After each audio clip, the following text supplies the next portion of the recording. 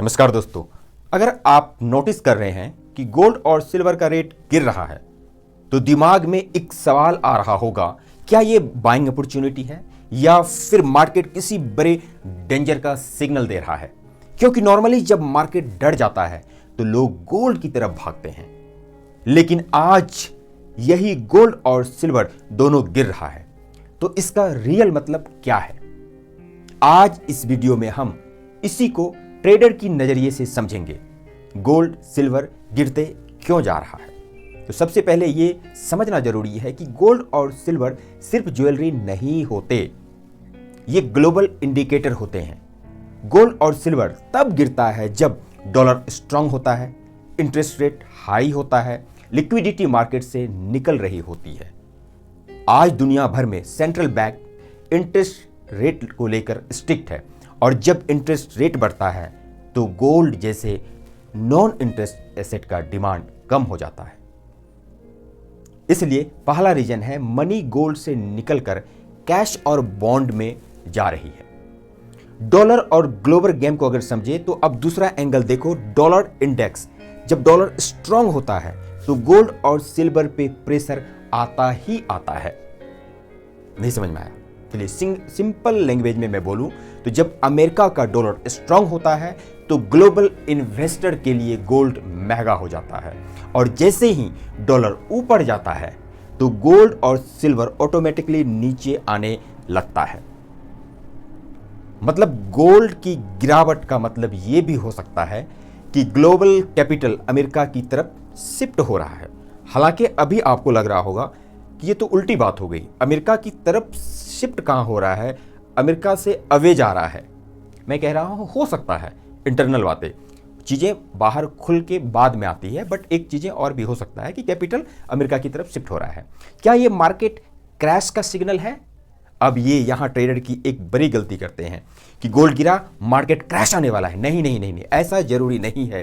कभी कभी गोल्ड इसलिए भी गिरता है क्योंकि बिग प्लेयर्स अपना प्रॉफिट बुक कर रहे होते हैं, या फिर इंस्टीट्यूशंस को लगता है कि शॉर्ट टर्म में इक्विटी में बेटर अपॉर्चुनिटी है, इसलिए वो गोल्ड से पैसा निकालकर स्टॉक, इंडिसेस या बॉन्ड में शिफ्ट कर देते हैं। मतलब गोल्ड का गिरना हमेशा फेयर नहीं होता, कभी कभी ये रिस्क ऑन सेंटिमेंट भी होता है। सिल्वर का गिरना ज्यादा इंपॉर्टेंट क्यों है? अब बात करते हैं सिल्वर की। सिल्वर सिर्फ मेटल नहीं है, सिल्वर एक इंडस्ट्रियल कमोडिटी भी है। सोलर पैनल्स, इलेक्ट्रॉनिक्स, ईवी, सब जगह सिल्वर का यूज होता है। ईवी यानी इलेक्ट्रिकल व्हीकल। तो इसका मतलब होता है कि मार्केट को लग रहा है इंडस्ट्रियल डिमांड स्लो हो सकता है, इसलिए सिल्वर फॉल कर रहा है। इकोनॉमिक स्लो डाउन का अर्ली हिंट भी हो सकता है। अब यहां पर गोल्ड फियर दिखाता है, सिल्वर ग्रोथ दिखाता है। यह डिफरेंस याद रखना, गोल्ड फियर दिखाता है, सिल्वर ग्रोथ दिखाता है। यह डिफरेंस को हमेशा याद रखना। अब सवाल यहां पर है कि एक ट्रेडर को क्या करना चाहिए। तो सबसे पहले मैं कहूंगा कि प्रेडिक्शन मत करो कि अब तो ऊपर जाएगा, इतना नीचे आ गया, यहां पे मैं बाइंग कर लेता हूं, ऊपर ही जाएगा। नो नो नो, आप बिल्कुल भी प्रेडिक्शन मत करो, प्राइस एक्शन को फॉलो करो। सिल्वर गोल्ड गिर रहे हैं, इसका मतलब ये नहीं है कि तुरंत बाई या सेल करना शुरू कर दें। अगर आप ट्रेडर हो तो लेवल्स को देखो, डॉलर इंडेक्स को ट्रैक करो, इंटरेस्ट रेट न्यूज पे नजर रखो, और अगर आप इन्वेस्टर हो तो गिरावट को अपॉर्चुनिटी के रूप में देखो, पर एक साथ पैसा मत लगाना। अपॉर्चुनिटी के रूप में आप जरूर देखें, बट एक साथ पैसा मत लगाना। एसआईपी या स्टेगर्ड बाइंग रखो। मार्केट हमेशा एक दिन में डिसीजन नहीं लेती है, तो आप भी एक दिन में सारा पैसा मत लगाओ। तो दोस्तों, गोल्ड और सिल्वर की गिरावट का मतलब सिर्फ इतना नहीं है। फाइनल कंक्लूजन की मैं बात कर रहा हूं कि मार्केट खराब हो रही है।